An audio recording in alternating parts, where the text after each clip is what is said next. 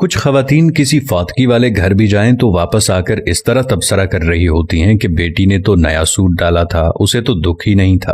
بہو تو ایسے ہنس ہنس کر بات کر رہی تھی جیسے اس کی دیرینہ خواہش پوری ہو گئی ہو۔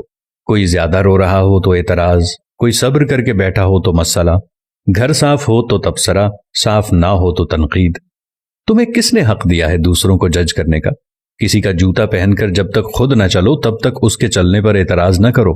خود تو 4 پلیٹ بریانی تناول کر کے ڈکار بھی نہ ماریں اور دوسروں پر تابڑ توڑ حملے۔ خدارا رحم کریں، کم از کم سوگ میں شامل نہیں ہو سکتی تو بلا وجہ ان کی عزت بھی نہ اچھالیں۔ یہ وقت سب پر ہر گھر میں آنا ہے اور آتا ہے۔ ہمارے مرد حضرات بھی کچھ کم نہیں، 2 لفظ تعزیت کے تو ٹھیک طرح سے بولنے نہیں آتے، اور سیاسی تھیٹر ایسے سجا کے بیٹھ جاتے ہیں کہ فاتگی پر نہیں الیکشن کیمپین پر آئے ہوں۔ جس کے سر سے باپ کا سایہ اٹھا ہے کوئی اس کی بھی تو دلجوئی کرے، اس کے غم کا مداوع بھی تو کوئی کرے، لیکن ہمیں کسی کے غم سے کیا؟ ہم تو رسم دکھاوا کے لیے گئے ہیں۔ ہماری بلا سے کوئی مرتا ہے تو مرے۔ ہم تو پوچھیں گے کہ بھائی جی کھانے کا انتظام ہو گیا نا؟ کتنی دیگیں بنوائی ہیں؟ 6 دیگیں تو کم ہیں، برادری بھی ہے، محلے داری بھی ہے۔ وہ بیچارہ باپ کے سوگ کو بھول کر اس پریشانی میں لگ جاتا ہے کہ کہاں سے قرض پکڑوں، کیونکہ کھانا صحیح نہ بنایا تو باتیں ہوں گی۔ ساری زندگی باپ کا کھایا، مرنے پر روٹی بھی صحیح نہ دے سکا۔ ہمیں سوچنا ہوگا کہ کون لوگ ہیں ہم۔ مسلمان تو دور، کیا ہم انسان بھی ہیں؟ جانوروں کا بھی کوئی مر جائے تو وہ ایسے دعوتیں نہیں اڑاتے، اور اشرف المخلوقات کا تاج پہن کر حیوانیت کی ساری حدیں عبور کر جانا کہاں کی انسانیت ہے؟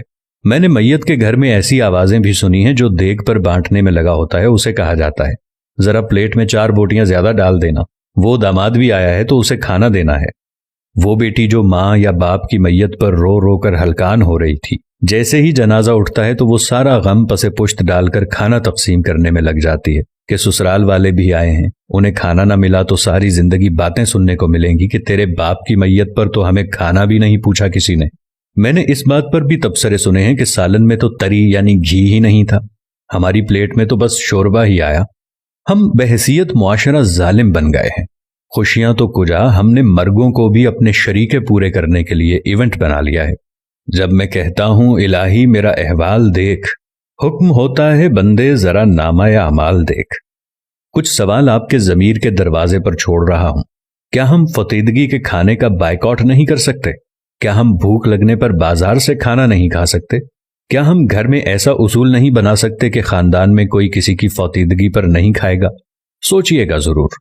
اگر میری کسی بات یا عمل سے کسی بھائی یا دوست کو کچھ ناگوار گزرا ہو تو ان سے نہایت ادب و احترام سے معذرت۔ اب یہ ہم پہ ہے کہ ہم اس بات کو آگے پھیلاتے ہیں کہ محض ایک ویڈیو دیکھ کر گزار دیتے ہیں۔ بات مناسب لگے تو ایک لمحہ ضائع کیے بغیر شیئر کر دیجیے گا تاکہ اصلاح کا یہ سلسلہ جاری و ساری رہے۔ جزاکم اللہ خیر۔